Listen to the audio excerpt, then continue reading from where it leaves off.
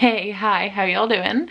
Today is going to be a very exciting vlog for me and also probably for some of you guys because I'm finally going to be reading From Blood and Ash by Jennifer L. Armentrout.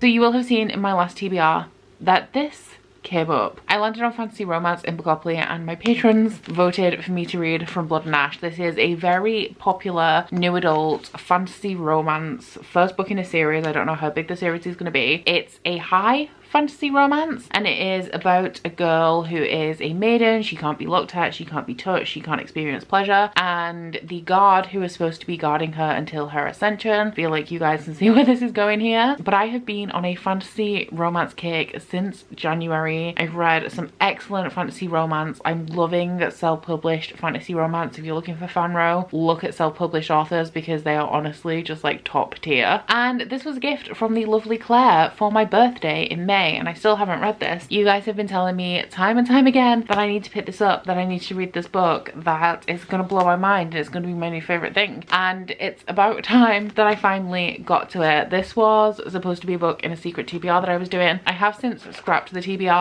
It was going fine and everything apart from taking forever, but I know that you guys really want to know what I think about this like as soon as possible, and I want to post another video early next year, and with how long the secret TBR is taking, it would be pointless posting both of them because they'll end up like right next to each other. So I'm just gonna go with the other video, and this video is going to be a spoiler free vlog of me reading From Blood and Ash. I'm really excited. I'm expecting great things. I'm currently in mourning because I finished Deadly Dreams by KJ Sutton. I have like a romance shaped hole in my heart. I need a happily ever after. Not sure this is going to deliver it for me with it being a high fantasy series. I'm thinking it probably won't give me a happily ever after, but we're gonna see how it goes, and I'm taking you guys along for the ride. Okay, so it is like 1:15 a.m. but I am currently 52 pages into this now. I can't really tell you too much about the plot of it yet, but the character is already not like I expected. The thing that was kind of weird for me going into this, based on the synopsis, is that this girl is a maiden, so like she's not allowed to experience pleasure and stuff. So I imagined like this really meek, mild woman, or yeah, woman, she's 18, kind of sequestered in a palace and scared of everything with no life experience and no concept of what's going on in the world. But she's actually not like that so far. She's been trained to fight by this guy who's one of her guards, who's like a father figure to her. I think his name's Victor. And she is also sneaking out of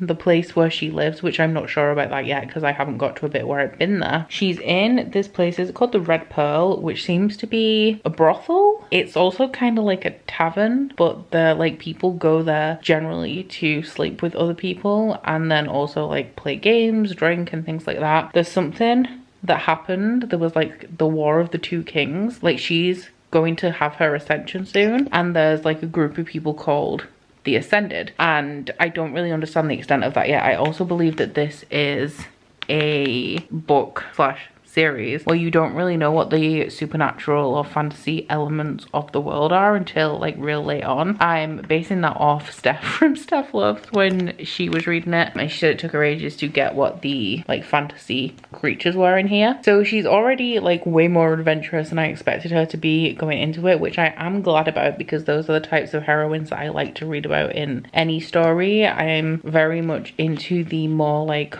warrior focused main female characters, or witches, or just people who are gifted with some kind of offensive skill or magic or anything. So I'm real happy about that. But the main reason I came to do this update is that Jennifer L. Armentrout does not fuck about. Like, I've read 2 chapters and we have already been in a situation where the main character has kissed the love interest. He's already whipped his shirt off. I've already seen his abs, and they've already had like a suggestive conversation, which was a little bit funny. There was a little bit of like wordplay in there, which I really enjoyed. It's also actually quite fast paced. I've read those 52 pages pretty damn quickly, to be honest. I didn't know what the writing would be like in this. It's not dense or difficult to read, and I am flying through it pretty quickly, especially considering it's past 1 a.m. and I'm getting a little bit on the sleepy side. So my aim for tonight, or before I go to bed, is to get to page 100, and I think chapter 5, yeah, chapter 5 ends on page 106, so that is where I aim to get to. I don't expect anything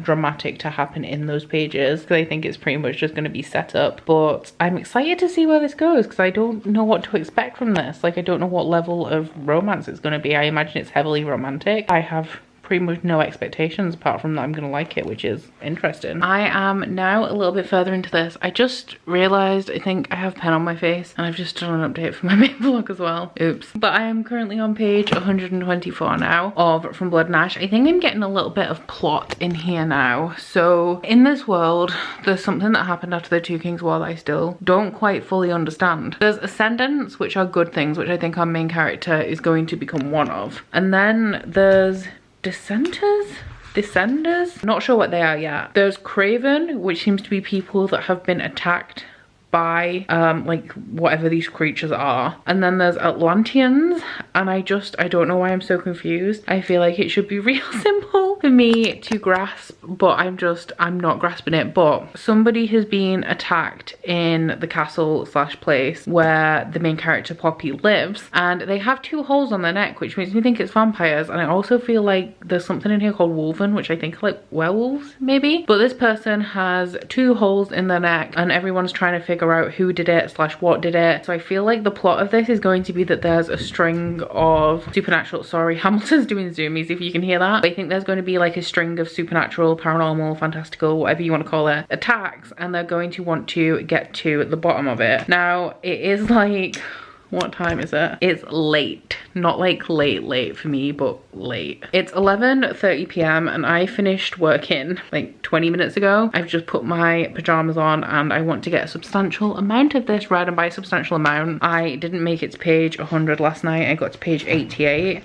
So I've read 37 pages so far today, and I would like to get to the page 200 mark. So I have another like 75 to go. Definitely think that's doable, especially because it's considerably earlier than it was when I checked in with you guys last night. So I'll let you know what happens as I go along. I'm wanting, because it started off with such like high romance, and the love interest like has not been seen or heard from since then. So I think they're gonna come back soon. I'm gonna have to stop telling you too much information about what's going on as I head a little bit further into this now that I'm past the 100 page mark. I think 100 pages, especially in a book that's like this thick, I normally stop giving details between like 50 to 100 pages. So now that I'm past the 100 page mark, I will stop telling you guys so much about the plot so that this can remain a non-spoiler vlog. But at the moment, like, I just kind of want more romance at the minute. I mean, it's very early days, and I was expecting this to be kind of like a slow burn, so kicking off with like some romantic stuff in chapter 2 was a little bit surprising to me. But now that I'm 100 pages in and I kind of haven't seen much of the love interest, I'm like, come on, because I want him to arrive and then there to be a slow burn. Hamilton's rolling around and he has, I don't know what he's doing. I don't want it to be like super insta-lovey. I don't know what kind of romance Jennifer L. Armentrout writes yet. This is my first book from her, although I would like to read many, many more. Saying that, we'll see how this goes first. If it's going to be a slow burn, which are my favorite types, then the love interest would need to turn up properly soon. I'm so torn because like I'm saying that I want more romance and I want it now, but also like slow burns are my favorite. Like I enjoy the sexual tension in romances more than anything, but I'm actually gonna do some reading now because all I've done since I finished working is vlog updates about how I need to read, but not actually got any reading done.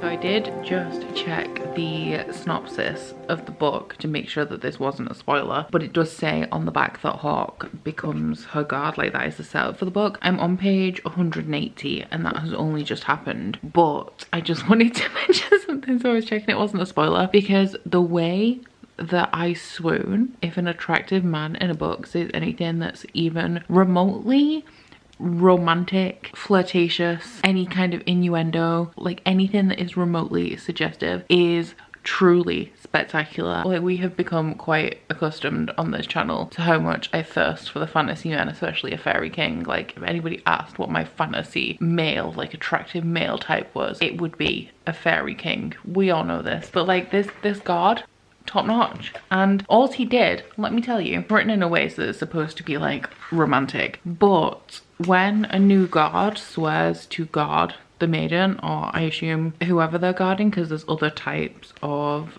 I can't remember what they're called again, ascendants, the ascended, there's other types of them, so I assume that some of them have guards as well. So all he did was swear his guard oath, and I was like, take me hawk, I'm yours. And we haven't even like got to any real romance yet. I will say while I'm here, I forgot to mention a couple of things in this vlog so far. None of them spoilers, they happen early on, I just forgot. The first one is that the main character has a facial disfigurement. Her parents died before the start of the story, and in this like supernatural attack where her parents died, she has 2 scars on the left side of her face that are like in the above, so like they're in this area, I guess. Being real descriptive here, I can't remember the parts of her face, which she is not necessarily ashamed of. Like, she is a little bit trepidatious about showing herself. She's a maiden, so she can't really show herself very often anyway. But one of the perks of ascending is that you become kind of like perfect. You also stop aging. It's like, it seems to be like an ascension into a supernatural creature, although I don't know the specifics because I'm still real confused about all that stuff. And the other thing I forgot to mention is that she has a power which is mentioned on the very first page, and she can feel other people's pain, and she can also take their pain away. There's a variety of ways that she's done it so far, so I don't really understand the mechanics of it, but she can take away somebody's pain. I'm assuming it is by absorbing it into herself so that she feels it instead, which I'm not sure why she has that power. Like, I don't know if it's something exclusive to the maiden or whether all ascendants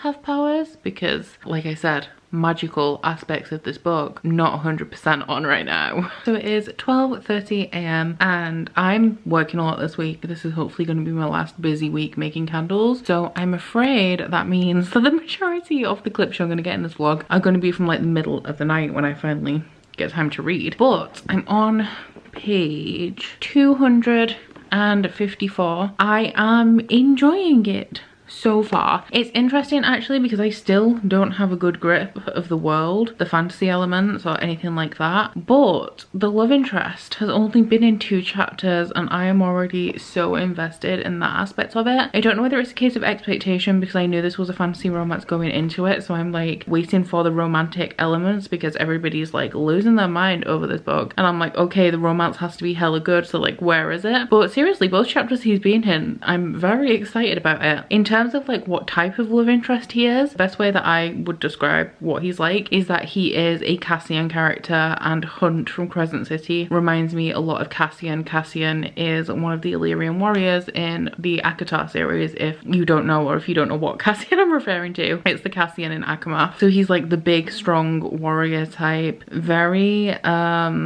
suggestive, I want to say. Like, he's not the mild-mannered, self-suffering, martyring kind of Reese, although there is something about his character that hints that he may have some inner turmoil going on. He's more of like a cocky, arrogant Cassian type, which yeah, I do like it. So the romance in here, or at least the banter between the characters, the flirtation, all that kind of stuff, because I wouldn't say that there's been a romance yet. Like I said, he's only been in 2 chapters. All that's good, but I expected that because Jennifer Armentrout writes fantastical or science fiction romance. Like, I'm pretty sure all of her series contain a heavy romantic element. What I can say about it so far aside from that is that the writing is not what I would expect from high fantasy. I believe this is her first high fantasy book that's not like contemporary fantasy or urban fantasy or sci-fi, and it's not a writing style that I would expect from high fantasy. It reads kind of like a young adult fantasy, just in the writing style, and the plot,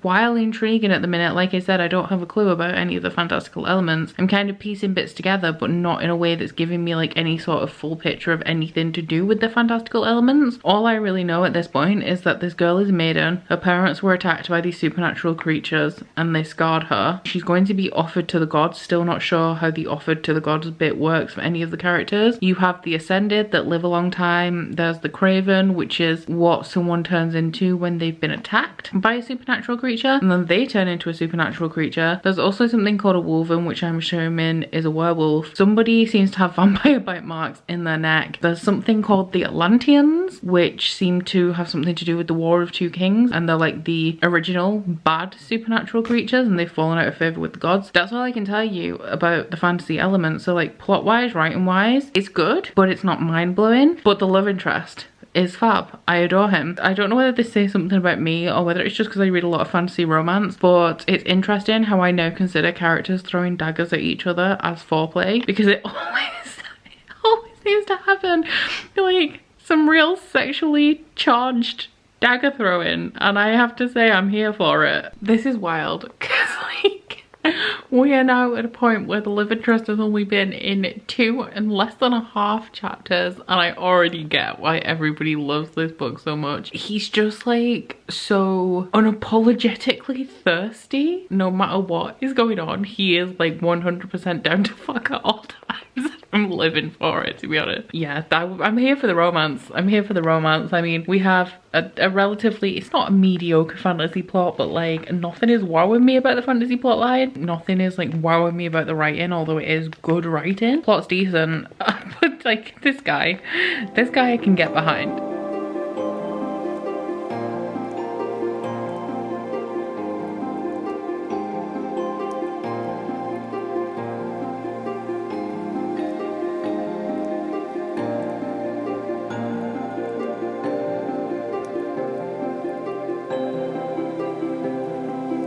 On 300, and obviously we're in no spoiler territory now, so I can't really say anything. I can't give you any context, but we stan Hawk in this house. Like, we stan him good.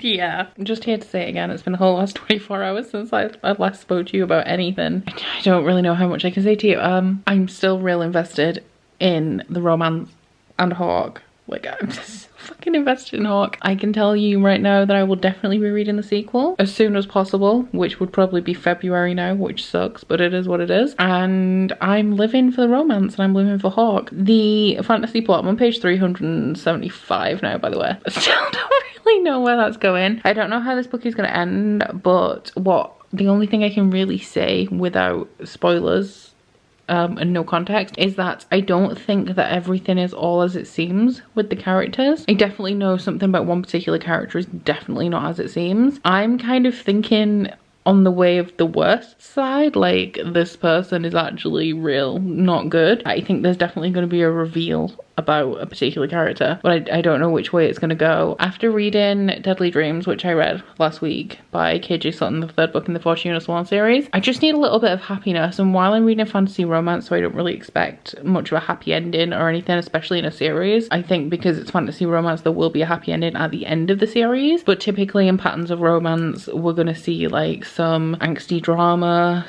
or some like something particularly traumatic happen romance-wise in this book, which I'm not looking forward to, just generally, and especially after reading Deadly Dreams. I just need something to heal my heart, so maybe I should have gone with a romance standalone instead of this. But yeah, I'm still enjoying it. I've got 240 pages left, so still a ways to go, and it has been slow so far and also fast-paced because the writing's like really easy. What I will say, I know I mentioned yesterday that it doesn't feel like high fantasy writing, but so far it feels like a young adult fantasy that is smuttier than your typical young adult fantasy. So I feel like it could be a bit more adult with it being, I don't know whether it's technically new adult or adult, but it is definitely aimed at an adult audience. I feel like it could be a little bit more mature in a lot of ways, but definitely enjoyability, like my enjoyability factor reading this is high, and I really like the majority of the characters actually, not just Hawk. I do like the main character Poppy. I like Victor because we always stand a father figure, we like those. I do feel like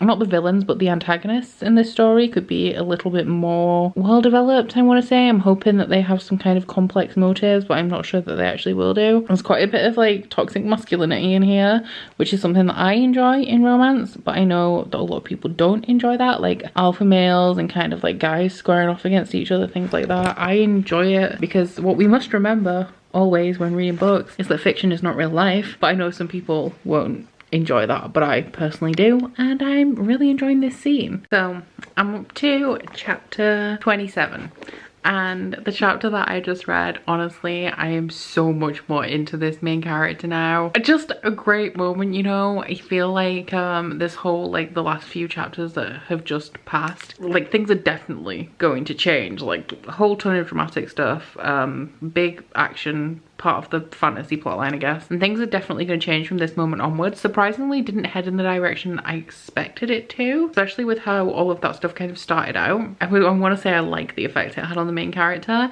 The circumstances weren't ideal, but her actions were on point. And yeah, I now stand both of them, Poppy and Hawk. Amazing. 10 out of 10 for characters. Actually, speaking of that, the rating system that I use is Corepile, which was created by G over at Book Roast, and it's like it breaks books down into sections. Like there's characters, why can't I remember? Characters, atmosphere, writing, plot, intrigue, logic, and enjoyment. And I feel like the way I'm feeling so far on page like 402 is that this is going to be highest in the enjoyment and the characters, because I am having a grand time reading this.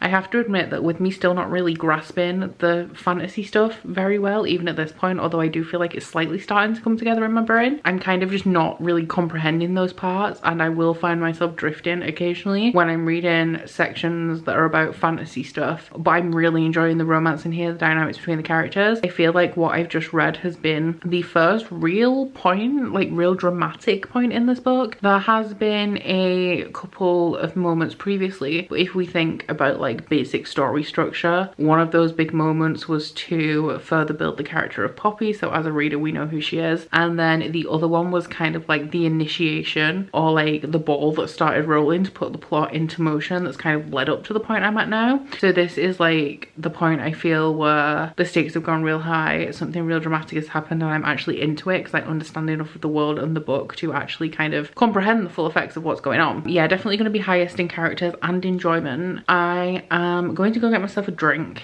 and then I'm going to read 1 or 2 more chapters because I have been reading almost dead on 100 pages per day. 2 chapters I'll be on page 422, and if I read 1 chapter I'll be on page 414. So what time is it?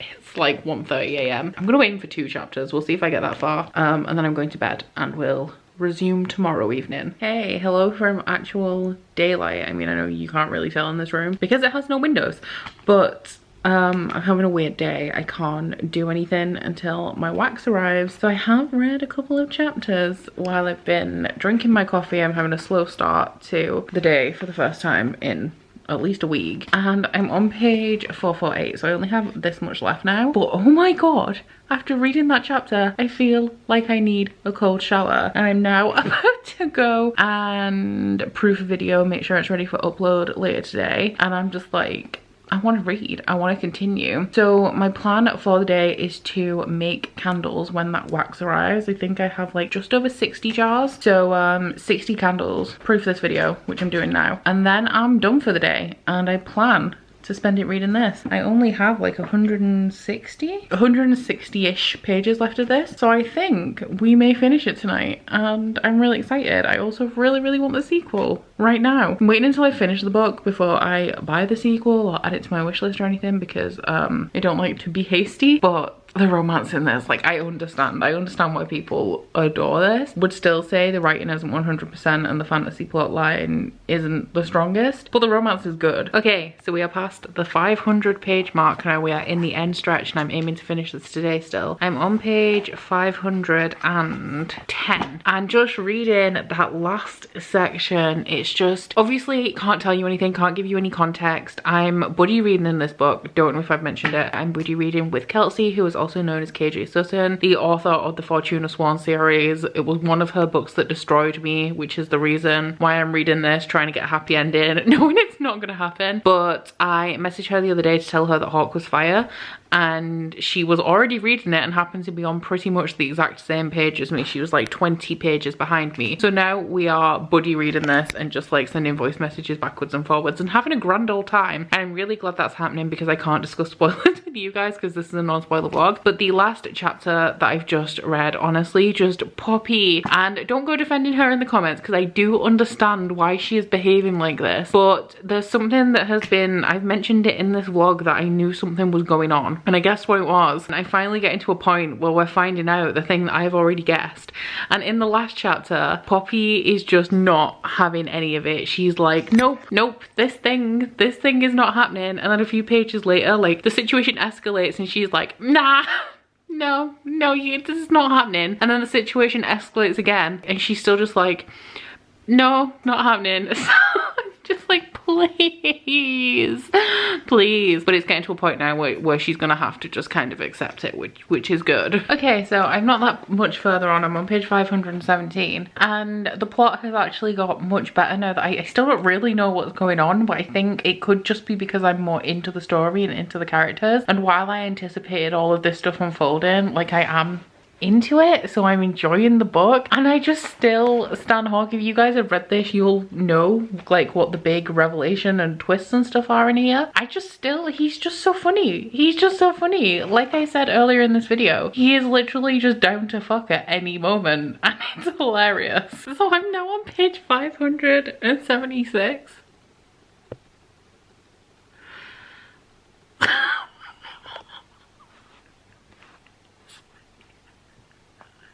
I'm shook.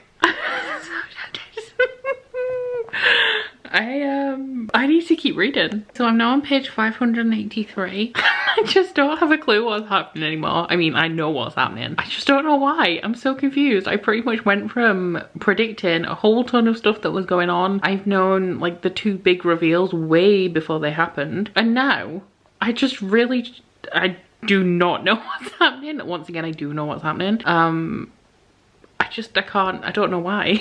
So it has been a couple of days now since I finished From Blood and Ash, and I'm kind of just gonna wrap up my thoughts in a concise way, I guess. I did rate this 4 stars overall, but it's definitely a book in parts in terms of ratings for me. So the beginning of this was definitely 3 stars. Not a clue what was going on with the fantasy elements. I know some people go into this expecting it to be a certain type of paranormal romance. I did not have those preconceptions going into it because I've heard like, oh, you think it's this and then it's not exactly what you think. So I had no preconceptions of what the fantastical elements in here were going to be. So I was trying to puzzle it out through most of the way, and I think that when you do finally get a reveal on what is going on with the fantasy, it's possible that it is kind of intentional that you don't really know what's going on at the beginning, because there is a certain amount of ambiguity surrounding the fantasy just like in this world. So in that respect, it would make sense for the reader not really to understand what is going on until you kind of get to the end and you have this reveal and all of the fancy elements start to wrap up. The writing at the beginning as well, I thought it was good writing, but it didn't feel like high fantasy to me. This felt like a kind of mediocre YA fantasy with adult romance elements, which pushes it into the adult category because nudity, smut, all of that stuff. But the rest of the elements of the book did not feel like adult high fantasy to me. Then throughout the middle of this book, we have some more character development, the introduction of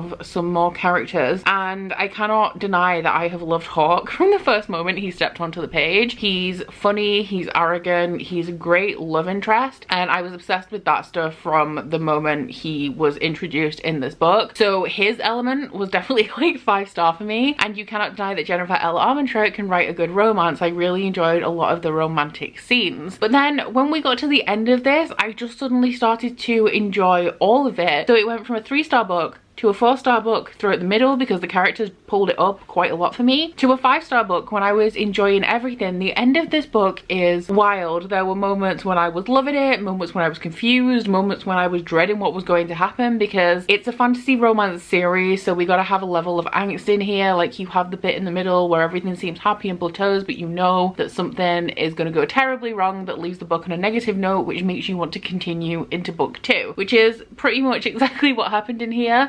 And I thoroughly enjoyed it. The plot twists and everything, like the characters flip-flopping between like 2 different modes all the time. I have to say, if I read this a lot slower and really took it in and critiqued it, I would probably be a little bit confused as to why they kept flip-flopping. But in terms of entertainment and enjoyment wise, it kept me hooked, and I was just waiting for the next like wild thing to happen, and I thoroughly enjoyed that. Something that I did really like about this as well, that I wasn't necessarily expecting going into it, is that this story definitely goes a lot darker than I expected it to, especially as we're getting all of these revelations at the end and finding out things. And I wasn't expecting this to be a dark fantasy romance, and while for the most part it isn't, it definitely is straying into those darker themes, and I'm interested to see how that is going to develop into book 2 with some grey morality and characters that had a dark side that I just wasn't expecting. And you guys know, like, fantasy romance is my shit, but like dark fantasy romance is my literal favorite. So fingers crossed that that that does continue to develop in that direction in the sequel. So as soon as I finished this book, I did order book 2, which is Kingdom of Flesh and Fire. I've received quite a few parcels today, so it could have arrived today, but if not, it will be with me a little bit later in the week. I do want to read it as soon as possible, but I did buddy read this with Kelsey, KJ Sutton, the author of Fortuna Swan, and she does not have book 2 yet, but as soon as she does, we are going to be buddy reading this together. My question for you is, would you guys like me to do another vlog for Kingdom of Flesh and Fire? And if so, would you like it to be spoilery or non-spoilery? Because it was difficult to talk about this without spoilers. Book 2 is obviously going to be more difficult, and even if you select no spoilers for that, it is still going to be spoilers for book 1, because I can't do book 2 without spoiling anything about the series. So do let me know in the comments if you would like to see a follow-up and whether you would like spoilers or not in there. But overall for this book, I just thought that it was extremely compelling, extremely enjoyable. Yes, there were a few technical faults in there, and this is Jennifer L. Armentrout's first high fantasy, so it kind of makes sense why she may have had difficulty as a writer, like easing into the story, like really getting it started. But from the like midpoint